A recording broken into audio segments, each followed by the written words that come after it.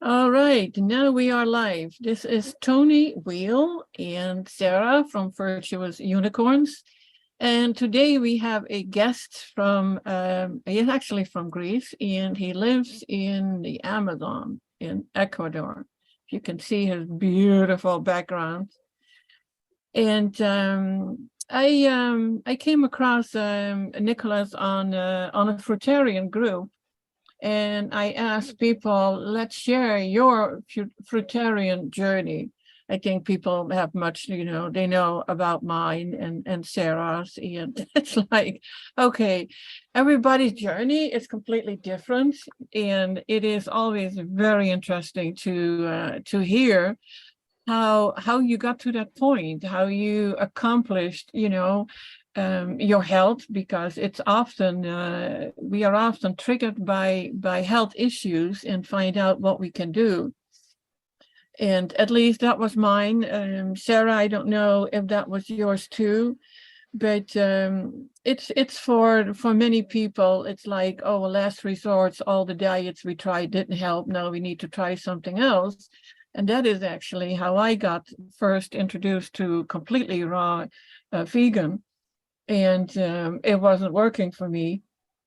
And then I met Dr. Morse, and I was already introduced to all fruit, but it took really off when after I learned from Dr. Morse that even an raw vegan diet may not be what you need if you really want to heal some very serious health issues, which I did have. And that was when it all changed for me. So it's interesting to hear how other people got to this journey and how they succeeded to stay on it, because I have to admit, we deal with a lot of struggles because we were so indoctrinated, you could almost say, by everything that is around us, all the magazines and if you still watch TV, the commercials, and everything is always about food. Even every party, every celebration, it is with food and about food. And it's not helping us, and it's hard to stay on that path. Now, I do believe that when you are completely in nature, it will be different, but not every one of us can be there, can do it that way. So I would love to hear your story, Nicolas. You just talk. I won't interrupt you. And, when I have questions, I will ask. So go ahead, share it. Okay, hello, everybody. So my journey started not as a young age, about 23 years ago. And it wasn't because I had a health issue. There were other people around me, family members, who had health issues. And as a young man, I was I was feeling in pain and uncomfortable seeing people around having health issues. So from a young age, I asked the question, what can I do so I don't get ill or sick like others around me? And then at first, I've heard from a friend, a doctor friend of ours, that veganism is not only a healthy option to eat, but also and maintain health, but also it's an ethical philosophy to avoid killing and causing harm and exploiting other animals, especially when there's no need for that. So both concepts of maintaining health and the ethical aspects really clicked on me, and they sounded logical. And yeah, I started in 1999. I became vegetarian first, and within 6 months vegan. I was in UK at that time to study, Yeah, for a number of years, for many years, I was vegan, and as a more like a whole foods, more clean veganism rather than junk foods. So yeah, I was trying to maintain my health and my well-being as functionable as possible and preserve that. So then in about 2008, I've heard more about the concept of raw veganism. That's even another step that is both for health, to preserve your health and not get major problems and illnesses, but also and function more clear and more balanced. And also it was an ethical, it has an ethical aspect that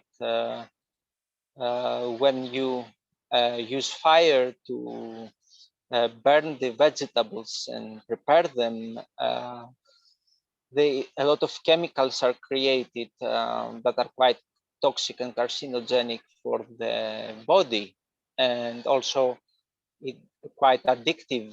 It's a quite addictive chemistry to our nervous system. So at that time, it really made sense against to me that it was also ethically for my health this time, because I need to look also after my own health and my own body, not just to preserve the health of other animals, but also mine.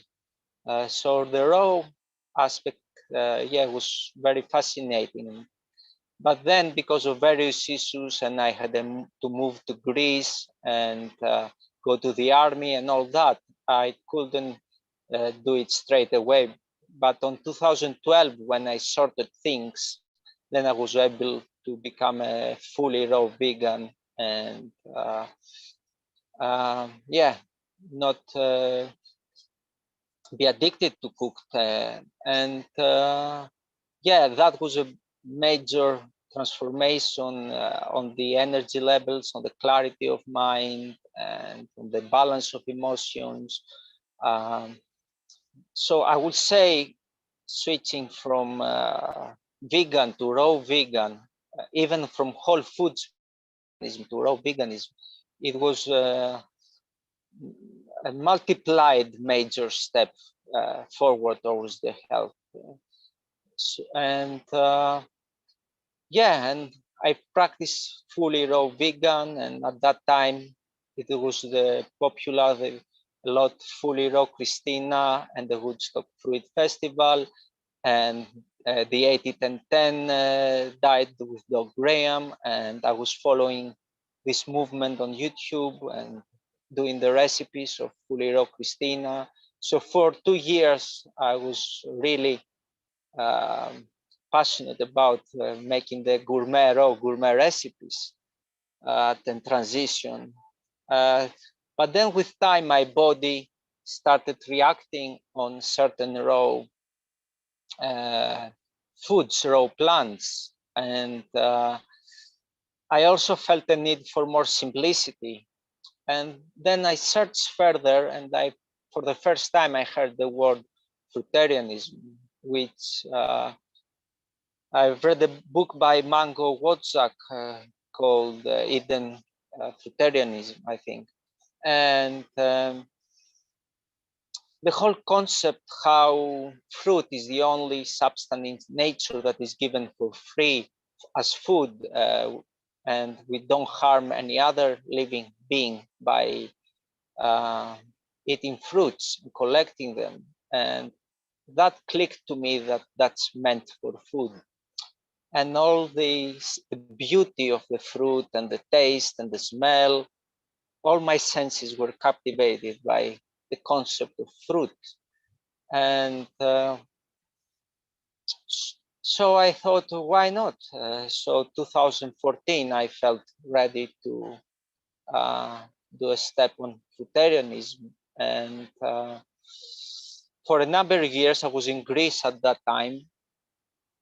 I practiced fruitarianism in Greece, and around 2017, 18, because years passed on fruitarianism and my body became very more clean, and also I needed a lot to be in contact with nature and natural elements, the sun, the earth, the water, the clean air, the sounds of nature. So I couldn't live in the city anymore. The food wasn't, the fruits there on the supermarkets weren't meeting my needs, and the environment. So 2018 was searching for raw vegan or fruitarian communities or places, and 2019 I found the Fruit Heaven and Terra Frutis intentional communities in Ecuador, and also I've found out that you can buy some piece of land and create your own personal plot and homestead lot and plant your own fruit trees and live in nature in the Amazon. So 2019, I came to the Amazon to check it out, 3 months. I fell in love with the place, with the quality of the fruits, the clean nature, pristine nature, the communities of like-minded people, passionate about planting fruit trees and looking after their health.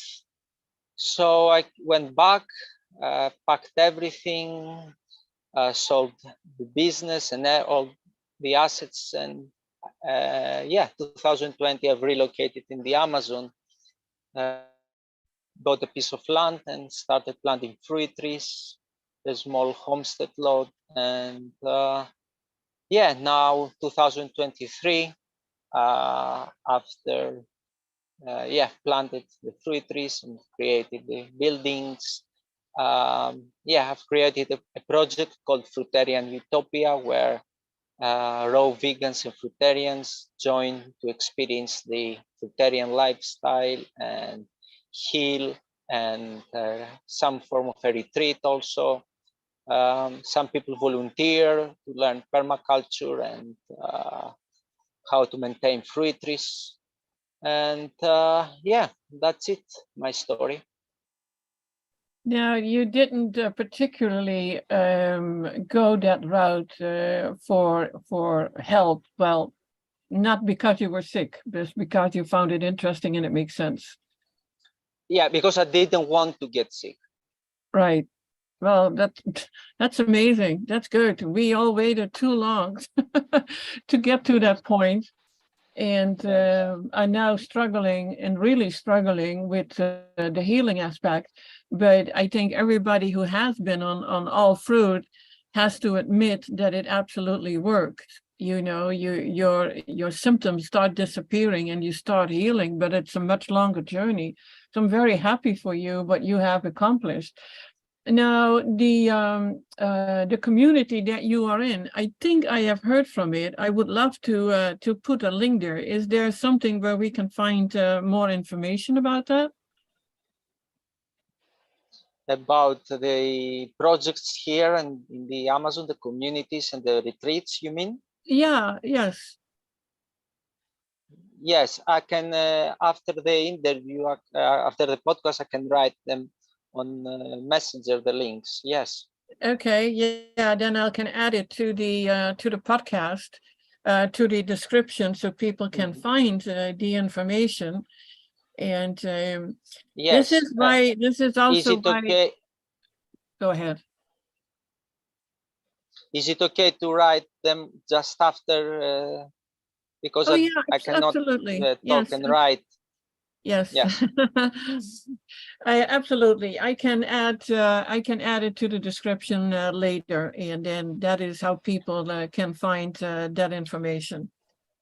And that is also my reason. You have done it physically and in real time. I developed, I don't know if you've seen it yet, the website gardenofeden.social, where we can promote. I haven't checked it out. Okay, but it was for me to be able to promote these kinds of communities, so we know where we can go and how it works, because Sara is very interested in permaculture. She lives on a farm, and I do not live on a farm. I am not even close to it, and it will probably never get to that point. But that doesn't, my interest is still there to see how it works. And I think it is the beauty that we don't need anything from the outside. Actually, nature is everything that we need. Everything is out there. But of course, it depends on where are you at that moment. Yes. What I've realized over the years, and one major reasons that I'm here, I've realized that for the health aspects and for the healing, diet is very important factor. Though it's like the basis. Though a lot of other factors need to be taken into consideration for the healing to occur. The environment is very important. And so there are a lot of factors that I think someone is worth considering if he wants or she wants healing apart from the diet. Although the diet is I acknowledge is a major aspect. I feel that you are absolutely right. And we talk about that often. It's not only about food. It is about definitely environment, nature, where you are. But sometimes we cannot be where we would like to be. And then it just means that we have to find our enjoyment in life, because that is a big part of being healthy, that we have to find our enjoyment within what is within reach for us. And it can be, sometimes we overlook the little things that actually can make us happy, or we forgot. It can be music, it can be dancing, it can be looking at we talked about the bumblebees I have in my yard now. And it is just little things. So it is absolutely amazing that you can be where you are. Now I have a question. You have been planting fruit trees. What do you have there now? The fruit forest is about 2 years old, so a lot of the trees are young. We have a lot of banana plants, papaya plants, pineapples, jackfruit, rollinia. I have planted meringues, avocados, Amazon tree grapes, star apples, mandarins, oranges, peanut butter fruit. Peanut butter fruit? Yes, durian trees we planted, soursop. Can you please go back to peanut butter fruit? Because peanut butter was one of the things that was hard for me to give up. Oh my gosh, I had a little tiny bit of the peanut butter taste probably last week or so. And it was like, my God, this is really good, but I don't want to eat it. So peanut butter fruit. Okay, tell me more about that. Yes, it's a very red, sweet, dense sweet fruit, but it has a flavor somehow of the peanut. And because it's very dense and a little bit creamy, it resembles the texture of like a butter, but with some taste of peanut. So it's called peanut butter fruit. I'm definitely going to look that one up. Yes, I love it personally. I'm sure you do. I would probably too. I see that it's called Bunchosia glandulifera, commonly known as peanut butter fruit, is a species of flowering plants in the Acerola family. So that's a cherry family. And it's native to Central America and South America. It produces small orange-red fruits of sticky and dense pulp with a flavor and aroma resembling that of peanut butter. how do I get that here?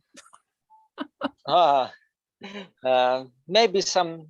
I guess there are nowadays tropical fruit companies. They ship tropical fruits No, all over the.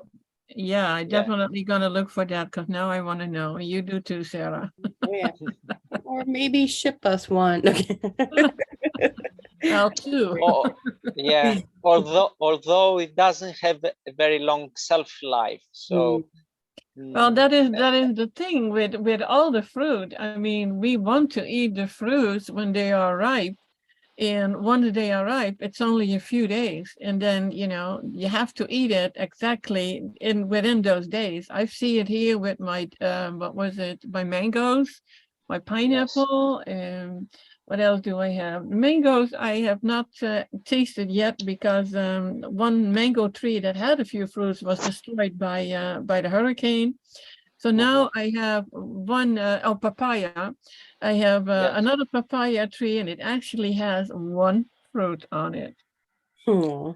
So I really Mm. have to be, and I don't know when they are ripe. So it is just going there and put your hand on it and feel it, and then often it just let's go, and that's when when it's ripe, and I love it. Mhm. Yeah. Yes. And I love the I I'm sorry, go ahead. yes, I would say the quality when a fruit is ripe and fresh collected from the tree. Yeah, the nutritional value and the energy and the taste, yeah, is unparalleled. Yep. Unfortunately, yeah, you realize that when you usually start growing your own fruit trees and harvesting them, and then it's a totally different connection you start developing with the trees and the fruits, rather than buying from the supermarket. Yeah, it's a totally different experience. It is. And just even being with your trees, your plants. And I've discussed many times that we have mulberry trees here, and you can barely even touch the tree, and the tree just gives you the fruit. I mean, they just fall off all around you. It's like raining mulberries. And it's an amazing experience. And to be able to just be there and eat your fruit or the fruit in the wild is so amazing. But I was going to touch on the part where you talked about that specifically, and that's kind of where I ended up too. I started doing it for ethical reasons, not necessarily health. It was I really loved animals and I wanted to protect them and care for them. I couldn't see petting my dog and then eating a pig. It just never meshed in my head well. I did grow up as a meat eater just because that's the way we grew up and nobody ever knew. But even from a very young age, I never wanted anything else. Like I would stick to mainly just chicken. And of course, it had to be covered in ketchup because I couldn't stand it. And so it's just, I don't know, it was something that just always came to me naturally. But and that's what else led me to the fruit too, was the plants. Even like people started making fun of me saying, well, plants have feelings, you're ripping them out of the ground and all this other stuff. And I really did kind of start thinking about that. And Toni posted not too long ago about a study of how plants really do have feelings and stuff like that. I mean, it's on a level that we most likely can't study at this point, or I'm not really sure, but it is still a life being. Like, I don't want to go out and cut one of my fruit trees down, but when the fruit really falls off into my hand, I mean, that's really a gift from God, is the way I look at it. And it's amazing. And it's just amazing how our bodies feel on fruit. And I truly believe that that is our one source of food that we're supposed to be on. Yeah, there is a I lot of. Okay, go ahead. I feel very happy and inspired hearing what you've said. It's very it resonates a lot in me. What you just described, and yeah, and I've realized that each living being enjoys life and enjoys their circle of life, and they have protection mechanisms to be able to protect and defend themselves so they can carry on living as much as possible. The same with plants, and that's why there are a lot of anti-nutrients and toxic chemicals in plants. And even on the raw form, sometimes they're a lot more potent, these protective chemicals. Yeah, when we realize that, yeah, but the toxicity we also gain gradually, slowly by eating a lot of plants. Yes. Mm-hmm. And I never liked vegetables. I was always one of those kids that didn't like the vegetables either. I always wanted something sweet and good. And so I was always naturally drawn towards fruit. And of course, as a kid, candy and sweets and stuff like that, because I naturally wanted the fruit. And once I got the fruit, all that seemed to be satisfied at that point. Another part was when you talked about permaculture. The other one was I always, if you ever fly on a plane, at least over America, you can see how all the land has been tilled and how they do that. And I always thought to myself too, that can't be right either. There has to be another way. And it wasn't until a couple of years ago I started learning about fruit forest. And then this spring, I picked up a book on permaculture and really got into that, and how the guilds that you can plant around the trees, and you're not continuously digging into the earth and hurting the earth and all that other stuff. And I think even in permaculture, I read too that every time you till the earth, that is what is releasing all those I can't think of the top of my head, but it's like the gases they keep talking about and blaming everything else on that. But really, it's the digging of the earth. And we just have to learn to stop that. And I mean, how many turtles and animals are injured and hurt and killed even when they're tilling these mass cornfields and stuff? So, Yes. 100% interested in hearing more about your fruit forest. Yes. One thing that I would like to say is that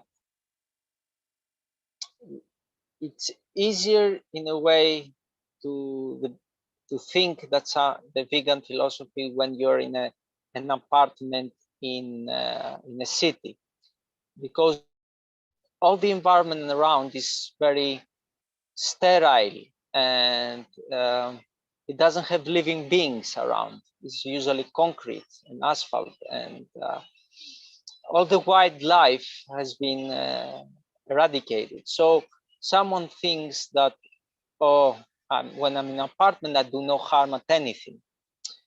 That changes when someone decides to go to the nature to create a fruit forest for example, in the Amazon here. Here you realize the aspect of the definition of veganism, that is a philosophy that's based to doing the least amount of harm as much as possible and practical. In other words, means that creating a fruit forest out of wild forest, you will need to kill plants, weeds, some type of animals, insects, for example, ants. Digging a hole to plant a fruit tree will kill worms. So it's not like what we think, and that nothing is being killed. It's a conscious effort creating an environment that there is least amount of killing or exploitation happen. And yes, so in the fruit forest, yeah, you need to do all that as less harm as possible, but you still do some, and then it regenerates into, when planted with fruit trees. Now the trees that are there are not just wild trees not producing food. There are trees that also produce fruits, and that attracts not only humans, but also attracts birds and insects and other species. And the more fruit production there is on the forest, more variety of species start appearing, because more flowers, more fruits, and it creates a unique environment. And yeah, And that takes time. It takes time to transform a wild forest gradually in a fruit forest and a garden. And yeah. Yeah, and but when you are digging for your fruit forest, you're doing it one time. It's not the the complete destruction of like a forest in order for the cows to come graze, or the Yes. destruction to plow a field and then you're consistently disking the field every year. We see that a lot Yes. in the area I live. And with the fruit forest, yes, you are doing it and you are digging a specific hole for a specific thing. And it's just not on a large scale, I guess, where you're using big, heavy machinery and equipment either. You're just, putting it in the ground and then it's there for generations to come. True. And the other main thing is you create even more life through a fruit forest. Yes, some life is being taken, but overall, with time, with fruit trees, as I said, it attracts a lot more living beings and structures when there are fruits on the trees. Mm-hmm. Yeah. And so Filters more and life is blooming than before. absolutely. Overall. Yep. And it also provides lots of shelter for the animals too. Yes, yes, they love it. Mm-hmm. It's a beautiful thing. Are you on your property right now? So are we looking at your property? Yes, you look one side. Yeah, you can probably see a banana Yeah. plant behind me. Yes. That's beautiful. Absolutely. Well, we have a question in from Sebastian. Mm-hmm. No, what was it? I have to go up. Why so many people study saying fruit gives a fatty liver and gout?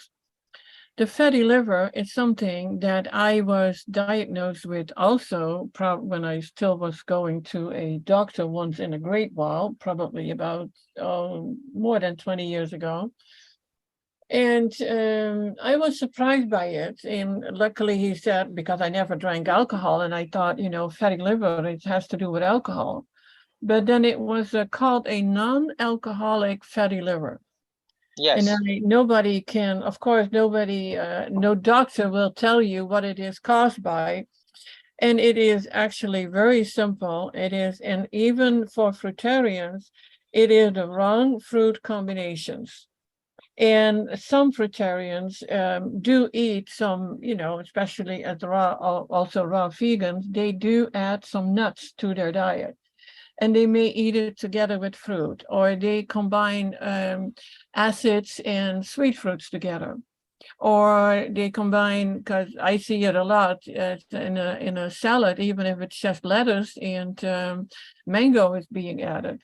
Now, with fruits and nuts, they digest slower. Any fats digest slower than the fruit does, meaning that the fruit stays in your body longer and it starts to ferment. Fermentation means alcohol. So that's what's happening. It is as simple as that. Now, if it's causing gout, I have never heard that, because gout is related to uric acids and created by proteins, animal proteins. So I have not seen that in a relation to fruits. So I cannot, say anything about that. And cherries, actually, every time someone has gout, even regular doctors will refer them to cherry juice or cherries. Okay, Sebastian has a question probably for Nicholas, and it says, Sarah, can you read it for me? Yes, get up there. Unknown caller. Do you know syntropic agroforestry, Nick? Are you implementing it? The philosophy and principles of it relates a lot of what you are talking about. I don't know what syntropic forestry is. I have read a book about it, and some elements from it I tried to practice them on the lot here, but also there are a lot of elements of permaculture philosophy. So yeah, I have some form of limited awareness of knowledge about this type of agroforestry. Yes. I don't know at all what it is. Are you able to explain it a little?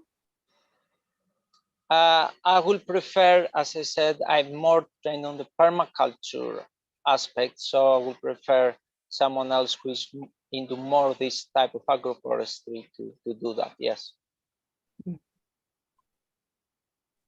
Yep. I- Yeah, do I you don't know heard about anything it? about it. Oh, okay. Yeah. I have to look it up then. Yeah, So exactly. now I'm curious. Yeah. And Sebastian, I'm sorry, I was referring to fatty liver disease, non-alcoholic fatty liver disease, when I have a couple people in my family, they have gotten that from not eating fruits, but eating meats and high fatty foods. But that's something that has started coming up more in the recent years of the non-alcoholic fatty liver. And I have helped, the two people in my family have been helped by eating the fruits, but Toni is correct with, if you are allowing the fruit to ferment within your system by not doing the proper food combining, then I guess it can still ferment that way too, causing that. But I have still never heard somebody getting it from just a fruit diet. But I assume it is possible, especially if you are consuming a lot and not eating it properly mixed together. Yeah, but you know what is happening, Sarah? This was a question that was the study saying fruit gives a fatty liver. I had a fatty liver before I even ate that much fruit. I ate very, very little fruit. So it's and if we look around us, at least here in the United States, and that also happened in the Netherlands, you see so many people with bloating, a big stomach, and that is already a sign of a fatty liver. So there is so much, I always have trouble pronouncing this word correctly. It is putrefaction. Say that for me, Sarah. Putrefaction, maybe? Putrefaction. Putrefy? Yeah, the rotting of meats in your body. And that is an ongoing process. And if you eat if you eat one time a day meat, or you eat it 3 times, even worse, of course, and you have all the dairy, you see it happening to pretty much everybody. Even my husband, as slender as he is, when we were still eating some meat and some dairy, could see it with him too. And I see it, people are overweight, but you see it with slender people too. And it's a lot of bloating, and there's a lot of rotting and fermentation going on in the gut. So, I mean, meat does not ferment, but it's definitely rotting in your gut. And I think it is a huge attack on your poor liver. I agree with you. I know a lot of people that have the bloating in the midsection, and most of the time they don't even eat that much. But I also know a lot of people that drink beer, and beer definitely contributes to the bloating and stuff like that too. So Yeah, I see another question from Sebastian. What about what they say about fruit juices, too much sugar, spiking blood sugar, and sugar storing as fat in the liver and overburning the liver, gallbladder stones, etc.? Well, that is the typical allopathic industry that will tell you that is what it does. It even claims that, it gives you diabetes.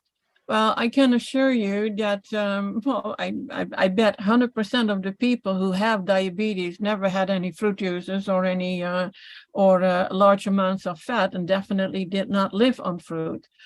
I am a diabetic.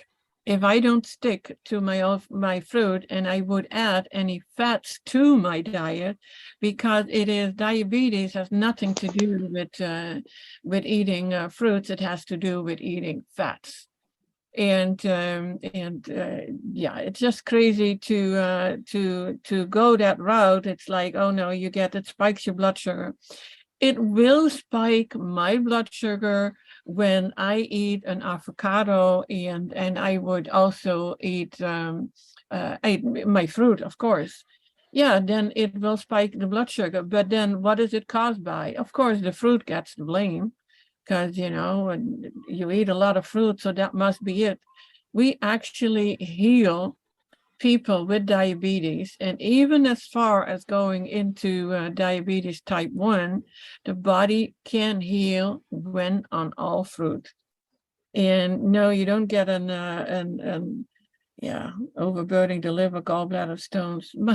I had gallbladder. I mean, this triggers something. I was 19 years old when I had the first gallbladder attack, and I can tell you that is screaming pain. I lived with it for a year, and I tried all kinds of alternative ways from homeopathic doctors, and there were not that many alternative doctors back then. And there was one that you had to drink a liter of or a quart of oil. And I was like, I'm not so sure about that. I waited too long and had an emergency operation, an emergency surgery. And 52 or 56, I forgot, little gallstones were removed, including my gallbladder. 19 years old. Did I eat a lot of fruit? No, I didn't. But was I on the wrong diet and had health issues from birth? Absolutely. And my mother and my grandmother both had gallbladder issues. So, you know, you live in, well, you grew in your mother, so you get, you know, her lymph system or blood, and you get the same things. But even if it's in genetics, it still doesn't mean that you cannot heal from it. So I lived a long time now without a gallbladder, or who knows, maybe it regrew if there was still some cell left, because that is actually possible, especially when you are on all fruit. Mm-hmm. So it is, yeah. Yep.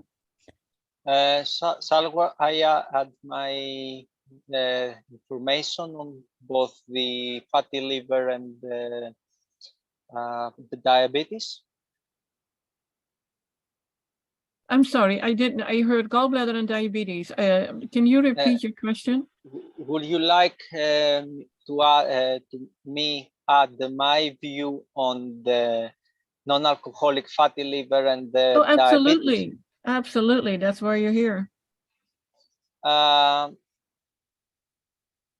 What you've described, yes, they can help. And adding on that, I would like to say that from my understanding, both of them, and especially the fatty liver, it has to do a lot with the metabolism of the person, how much the person is able to burn of what he's eating. And there are some factors that influence our metabolic function. Apart from the ratios of fat or sugar, or whether the sugar is fermented, or and one main thing is how we exercise our muscles. From my understanding, if we don't exercise enough on our muscles, and we don't burn the fuel we are eating or overeating, usually most of the times, they are not burned, and then it's more prone to accumulate and stagnate and ferment and create fat. So for me, a proper function of the muscular system and the lymph system, and the ability to burn, it's important. So one thing is exercise. I believe is very important to use our muscles. Second is the, I think it's very important to acknowledge that as we age, usually our hormones decrease. So on certain ages, after 30, 35, 40, and so on, usually we have reduction of hormones. And when that happens, our metabolism is affected and the ability to burn. And you can see that when we were very young, on their 20s, 18, how we cannot eat all sorts of things, and how the body will be able to burn. And But the older we get, metabolism usually slows down, the hormones slow down. So we need to adapt, uh, uh, having exercise, maintaining our musculoskeletal system in a good form, and also avoid overeating or late eating at night, and practices like that.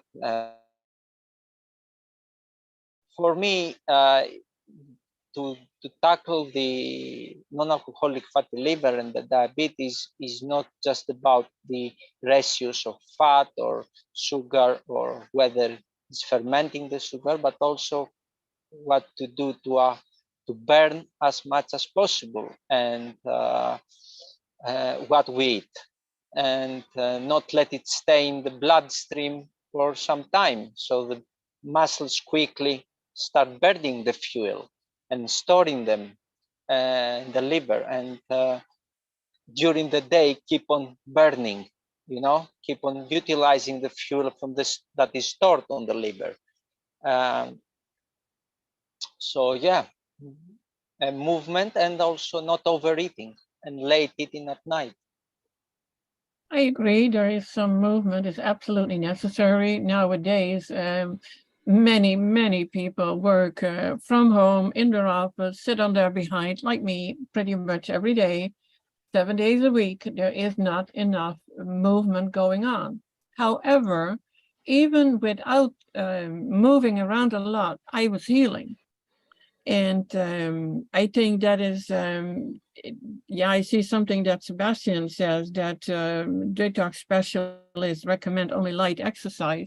Well, what is light exercise? If you have a few kids that you have to keep running after, I'm pretty sure you get all the exercises that you need. If you compare it to my life, a brisk walk would absolutely be great. But what we see a lot is that people over exercise, and when your body signals that you need to rest, it means you need to rest. We forgot to listen to our bodies, and or it's like, no, we keep ourselves pushing, do more work, do more exercises, take a car to the gym, go really crazy there for an hour or however long. And I see a lot of these people over exercising, and they are getting sick because they're not listening to their body. Now, I do believe when you are on all fruit and you do your light exercises, and if that is a brisk walk or is that working in the yard, like what Sara is doing, you get the exercises that you need. And but I agree, it's like there's a lot of I think it's called sedentary life, and we're not moving around enough. But I still, even with that, being on all fruit, that did not create a fatty liver for me. That was way before.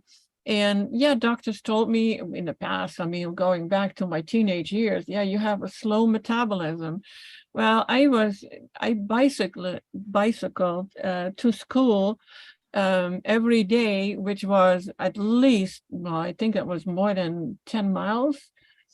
So there was a lot of activity. However, I still had my gallbladder issues. And so to me, it is related to of course, the genes and to a bad diet. And there was no fruit in that diet. True. Yes. It's various factors, and each person, it's worth taking to account various factors, and each person, as you mentioned, with the genes and the predispositions, some factors need to be taken more into consideration if there is a hereditary predisposition about for certain issues. Yes. And I see Sebastian had another question about when you don't burn sugar, it stores as fat and creates problems. Well, I had hypothyroid issue since teenage years, or maybe even sooner than that. Yeah, I had a lot of issues, and I always considered myself very healthy. Maybe that helped me getting to the age that I am right now. But with with storing fat, I tried pretty much everything, including starving myself to lose weight, and it was not working. So by the time that I turned like 50, I was like, I don't care anymore. I'm not going to work on it. It is what it is. I want to be happy and I want to enjoy my life. I'm not worrying about it anymore. So when I started on the all fruit, it was like there was a smaller dress size like every month. It was absolutely unbelievable. And I didn't Yes. even weigh myself. I saw, my clothes were too big for me. But I do have to say, when I eat all fruit, I always lose weight as soon as if you can tell I was addicted to avocados. I ate avocados and I tried not to. Now I got to a point I don't even like them anymore. But if I ate a week long one avocado every day, I gained between 7 and 10 pounds. That was not because of the fruit, that was because of the added fats. And I have the same results with coconut meat, or actually even cooked food does the same. Fruit absolutely does not do that to me. One of the some of the kilos, some of the pounds is usually water, and like the avocados and fatty fruits or nuts, they tend, from understanding, retain more water on the system.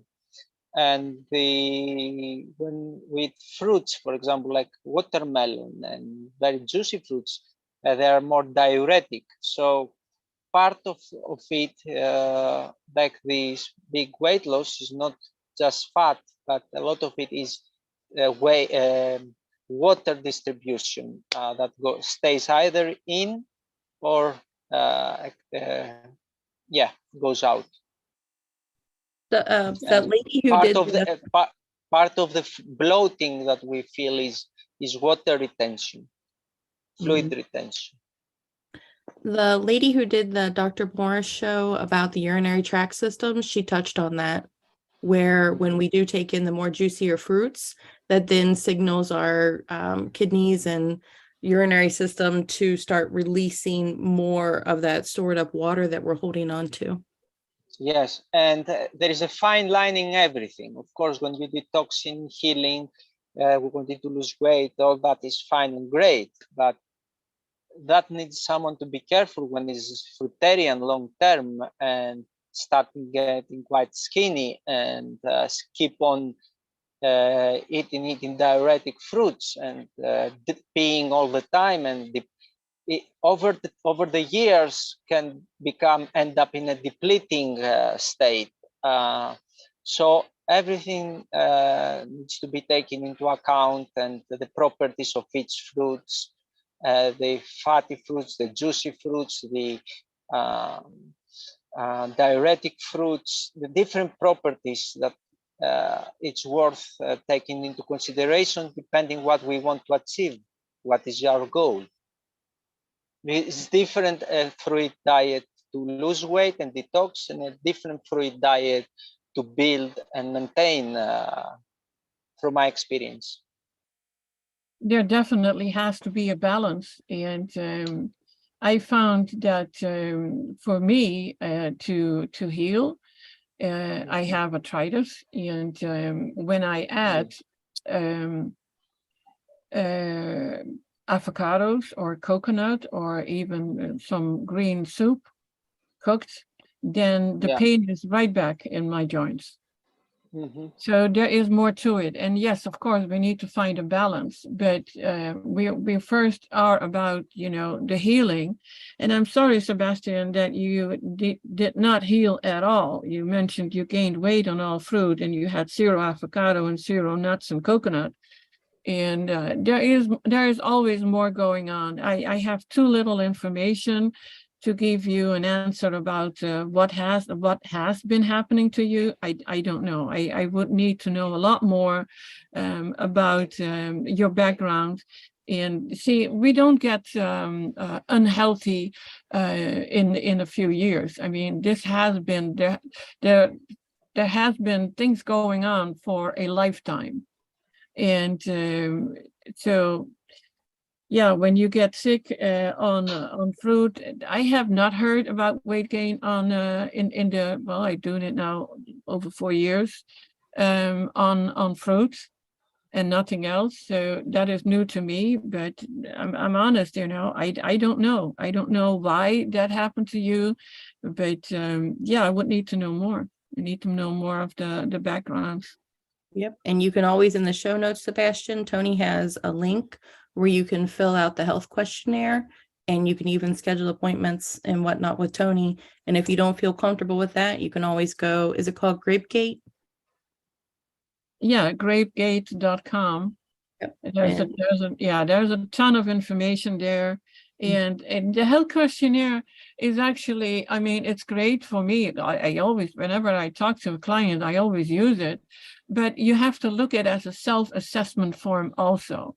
So you can fill out all the symptoms that you have and then see what it is related to, and go from there.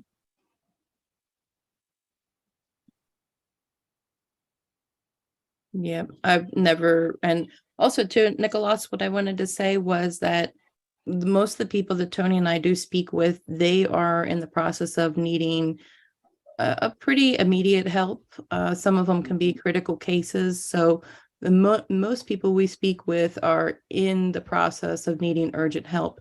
We still have yet to really come to the, at least I haven't spoke to anybody about maintaining a lifestyle. And so the most people we don't speak to about maintaining this fruitarian lifestyle with. I know that I've been vegan probably since the late 90s. And then I started the raw food process in the probably mid 2000s. That's so funny to say that now, because in my mind, we're still like in 2001. I can't believe it's already 2023. And then I started the fruitarian lifestyle over the course of, I'd say, the last, dabbling in it maybe like 5 years, but definitely really into it more these last 3 years, stuff like that. So, but we have a farm, and we're always out like doing trees, or we have a lot of trees that fall down, so we're always cutting up trees and mowing grass, and we have horses and cats, and I mean, we have all kinds of stuff. We even have 2 coyotes now as of the other night, which I hope they leave soon. But yeah, so we're always very busy. Plus I work, and I also have a son myself, and we're always go. But right now we've been on orange juice. This is our 3rd week. And after the orange juice, I will be doing just regular, fruits, eating my fruits again. And then I will still have sweet potatoes here and there, but not very often. And of course we do salad. And I haven't had vegetables in a long time, so I don't know. I mean, I've done carrots here and there. My horse eats carrots, so I have a bite of them every so often. But Yes. Nicholas, what can you share what you eat in a day? I can share, although might not be very informative. I mean, how and what I'm eating now is based after years of practicing being raw and also fruitarian strict. So yeah, maybe it might not be how to say relevant for most people. So at the moment I'm eating 1 meal of fruits around noon, and it usually is more calorie dense fruit, and also some fatty fruit. There are different fatty fruits here on the Amazon and the tropics, and also calorie dense food. So nowadays, in the past when I started, I was really into a lot the low calorie watery fruits, but back then was different the intentions. Now after many years, the intention is to maintain and keep a certain lifestyle and be able to be functional and have strength and weight, and be able to take care of the fruit forest. So calorie-dense fruits, sweet calorie-dense fruits with less water, and also fatty fruit is something that I have found the best balance in me, as long as it is one meal a day. Well, I think it is good to hear that, because the calorie-dense fruit, it's not as much here as we would like. You know, we have the standard things, the grapes, the oranges, grapefruit, what is it? Apples, banana is a calorie-dense fruit. Yes, it is. And yeah, we have the watermelon season now. But yes, the balance is important, and especially for maintaining. And often I think people look into maintaining their diet in a different way. Now we do use, I'm sorry. And building also, and building. Oh, absolutely. It is, the whole thing is about detoxing and regenerating and building up again. And yes. it is like a cycle. It's not you do one thing forever. Again, you get to the balance, and you listen to your body, and you do what is needed and how you feel well on it. Yes. So yeah, it's a good thing. So thank you for that. Well, we reached the top of the hour. Yes. I have an appointment soon, so I'm going to let this go a little bit sooner than usual. Thank you so much, Nicholas, for being here and sharing your journey with us. And it's thank you for that. Mm-hmm. Thank you, Toni, for the hosting and invited me. And I hope our discussion will be valuable to people observing and watching. Absolutely. And how do we get in touch with you? I mean, we hope to find you over on gardenofeden.social, but do you have a Facebook group, or are you on Facebook as well? Yes, I'm on Facebook with my name. I will provide Toni the links she asked, and also I will provide the Facebook page. So yes, you can post them and get access. Wonderful. And thank you so much for all of your notes. It was a wonderful show.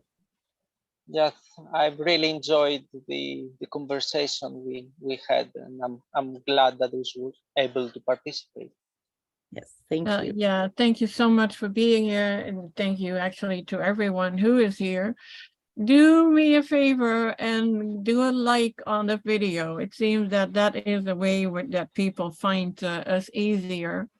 And I don't know how YouTube does that, but anyway, it's that, you know, do a like, do share when you find this valuable for other people. And thanks everyone for being here. And I would say till the next time. And of course, Sara, I thank you so much. I didn't really forget you. Thank you all. Much love, everyone.